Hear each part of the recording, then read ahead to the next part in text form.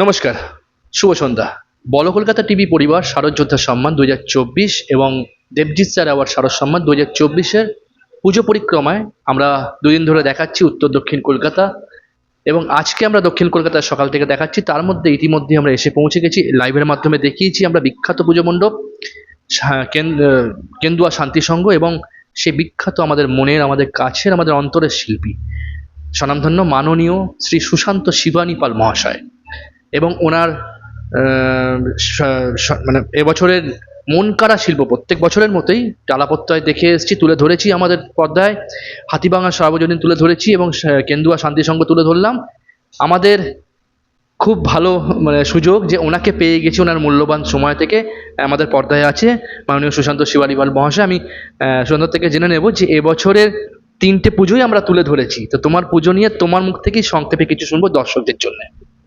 হ্যাঁ, আমি যে তিনটে কাজ করছি, একটা কেন্দ্র শান্তির সঙ্গে এখন যেখানে আমরা বসে আছি এখানে হচ্ছে অনুনাদ, যে একটা রেজোনেন্সকে ধরার চেষ্টা করেছি, এবং মানুষ যত এখানে ওই আইডলের কাছে পৌঁছবে তত ওই ফ্রিকোয়েন্সি রেজোনেন্স বা ওই এনার্জির একটা উপলব্ধি, একটা ঐশ্বরিক উপলব্ধি তাদের মধ্যে সঞ্চারিত হবে। খুব সিম্পল, কিন্তু স্ট্রাকচার, সাউন্ড, লাইট এই সব দিয়ে আমি অনুনাদটাকে মানুষের মধ্যে সঞ্চারিত করবার একটা প্রচেষ্টা এই কেন্দ্র শান্তির সঙ্গে করেছে। অসংখ্য ধন্যবাদ। এবার আমি চলে যাচ্ছি টালা। টালা প্রত্যয় যেটা করেছি যে বিহীন বা ভয়েড। হ্যাঁ, যে এই যে আমি শিল্প চর্চা করছি, শিল্প চর্চা করতে গিয়ে যে আমাদের যে পাথওয়েটা না, এটার কোনো ডেফিনিট পাথওয়ে নয়। এটা এটা সব সময় আমরা একটা অনন্ত দিগন্তের দিকে হেঁটে চলেছি এবং প্রতিনিয়ত নিজেকে রিডিসকভার করছি। হ্যাঁ, আমি জানি না যে আগামী সময় আমার শিল্পের ভাষা আবার কোন দিকে মোড় নেবে, বা আমি কিভাবে নিজেকে প্রকাশ করব আমার শিল্পের মধ্যে দিয়ে। তা এইটা একটা তো জার্নি প্রত্যেক শিল্পীর মধ্যে চলে, যে কোনো শিল্পক্ষেত্রের হোক না কেন। আর আমার ক্ষেত্রে আরেকটা জার্নি খুব প্যারালালি চলছে, যে দুর্গা পুজোয় যেহেতু আমি শিল্প চর্চা করছি, দুর্গা আমার কাছে এমন একটা আননোন আইডেন্টিটি। মানে দুর্গা আমার কাছে কোনো সময় প্রিকনসিভ ওই 10 হাতের মেয়ে নয়, অসুর দলনী নয়। দুর্গা আমার তার থেকে অনেক বৃহৎ একটা ভাবনা। দুর্গা আমার কাছে প্রকৃতি, দুর্গা আমার কাছে সমাজে প্রতিটি নারী পুরুষের মধ্যেও দুর্গার শক্তি আমি খুঁজে পাই, এবং সেই কারণেই প্রত্যেক বছর দুর্গা আমার কাছে নতুন নতুন ভাবে রূপ পায়। এবং সেই জন্যই হয়তো এই যে দুর্গার অন্বেষণও আমাকে কিন্তু আরেকটা অনন্ত দিগন্তের দিকে নিয়ে চলেছে। মানে কন্টিনিউয়াস, আমি তাকে যত ছুতে যাই সে আরো পিছিয়ে যায়, আবার নতুন ভাবে আসে, অ্যাজ ইফ আমার শিল্প চর্চার মতো। তা এই দুটো জার্নি আমি এবছর টালা প্রত্যয় মানুষের সামনে বা মানুষের কাছে একটা এক্সপিরিয়েন্স দেওয়ার চেষ্টা করেছি। কারণ ওই পুজোটার মধ্যে যেহেতু ভয়েড, আমি কিচ্ছু করিনি। হ্যাঁ, যে একটা বিহীনতাকে ধরার চেষ্টা করেছি, তার মধ্যে ওই বিমূর্ত এক দুর্গা ভাবনা, তাকে দর্শকের সামনে নিয়ে আসার চেষ্টা করেছি। অসংখ্য ধন্যবাদ। এবার নেক্সট চলে যাবো আমরা হাতিবাগান সার্বজনীন। হাতিবাগান সার্বজনীনের যে পুজোটা, এটা অনেকটা হচ্ছে না ওই হাতিবাগান এবং উত্তর কলকাতার যে বর্তমান একটা সময়ের স্টেটমেন্ট বলতে পারো আমার দিক থেকে। মানে আমি 2003-এ হাতিবাগানের ওই অঞ্চলেই একবার পুজো করেছিলাম, তখন আমি প্রথম দিকে দুর্গাপুজো শুরু করি। সেই সময় ওই গলিটার যা রূপরেখা আমি দেখেছিলাম, বা ক্যারেক্টার যেটা আমি ছিল ওই গলিটার, আর 21 বছর পর যখন আমি ওই গলিতে আবার কাজ করতে যাই, একটা আমূল পরিবর্তন দেখতে পাই ওই গলিটার মধ্যে। যে আমার মনে হলো যেন কোথায় একটা নর্থ কলকাতার যে ফিলোসফিটা বা নর্থ কলকাতার যে ক্যারেক্টারটা ওই গলিটা থেকে বিচ্ছিন্ন হয়ে গেছে। এবং শুধুমাত্র এটা যে হাতিবাগানের ওই গলিটা নয়, আজকের উত্তর কলকাতার 1 কিলোমিটার অন্তর অন্তর যদি আমি যাই, যে প্রত্যেকটা পাড়ার মধ্যে, গলির মধ্যে যে নর্থ কলকাতা বলতে যে আর্কিটেকচারগুলো আমাদের চোখের সামনে ভাসতো, যে ঐতিহ্যটা ভাসতো, যে বনেদিয়ানাটা ভাসতো, সেগুলো যেন একটা ফ্ল্যাট কালচারের মোড়কে মুড়ে যাচ্ছে, হারিয়ে যাচ্ছে। এবং এই যে প্রত্যেকটা কলকাতার বা প্রত্যেকটা স্পেসের যে আলাদা আলাদা ক্যারেক্টার, সেগুলো যদি এক হয়ে যায়, তাহলে তো আমরা ঐতিহ্যটাকে রাখতে পারবো না। ঐতিহ্যের যে নান্দনিক দিকটা আছে সেটাও আমরা বহন করতে পারবো না।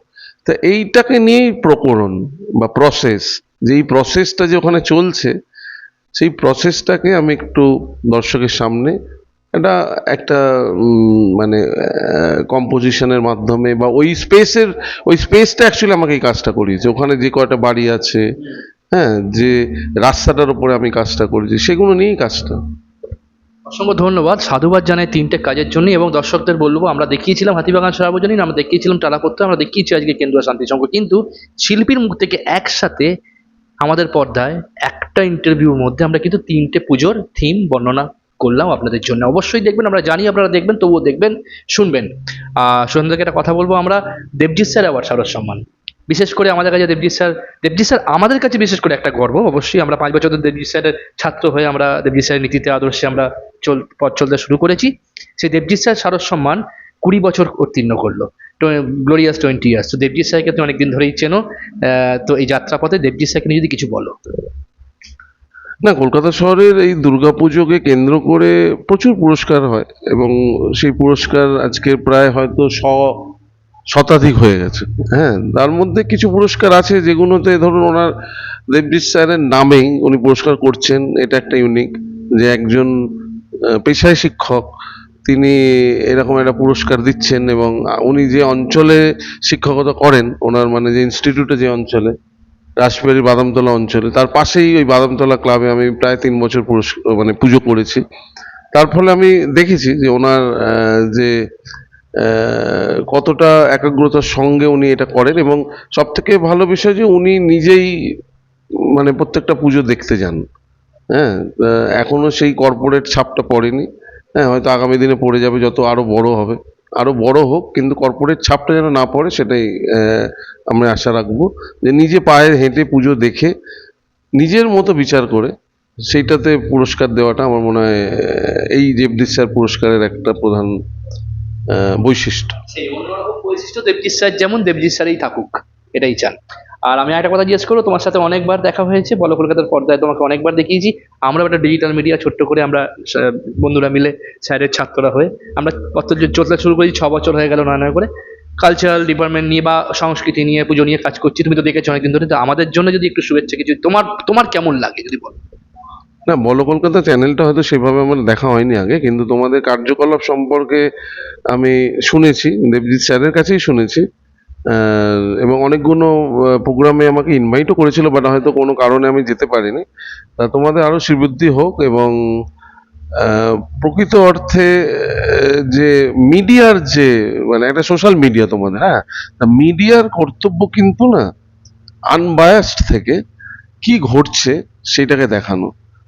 সেইটা যদি করতে পারো, প্রকৃত মানে বর্তমান সময়ের পরিপ্রেক্ষিতে মিডিয়ার দায়িত্বটা কিন্তু খুব গুরুত্বপূর্ণ। আনবায়াসড থেকে মিডিয়ার পারফরমেন্সটা থাকাটা আরো গুরুত্বপূর্ণ। তো সেটা যদি করতে পারো, তাহলে তার থেকে আর ভালো কিছু হবে না। তার জন্য আমার শুভেচ্ছা রইলো, এবং তোমার প্রত্যেকটা দর্শককে শারদ শুভেচ্ছা। অসংখ্য ধন্যবাদ, ভালো থাকবে, সুস্থ থাকবে, সাথে থাকবে। আমরা চলে যাচ্ছি পরবর্তী পর্যায়ে, সঙ্গে থাকুন। বলো কলকাতা থেকে আমি সৌমিক।